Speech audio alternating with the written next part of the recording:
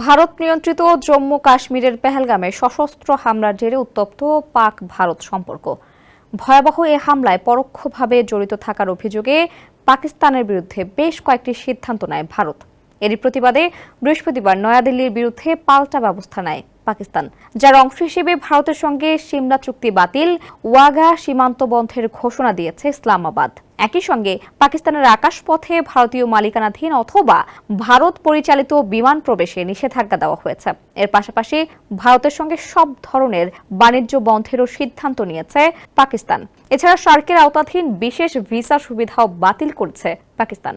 যেসব ভারতীয়ের কাছে এই ভিসা আছে তাদের ৪৮ ঘন্টার মধ্যে নিজ দেশে ফিরে যাওয়ার নির্দেশ দেওয়া হয়েছে। ভারতকে সতর্ক করে দিয়ে পাকিস্তান জানায়, নয়াদিল্লি যদি সিন্ধু নদের পানি প্রবাহে বিঘ্ন ঘটানোর চেষ্টা করে তাহলে এটি যুদ্ধ হিসেবে বিবেচনা করা হবে। সেই হিসেবে এর পাল্টা জবাবও দেয়া হবে।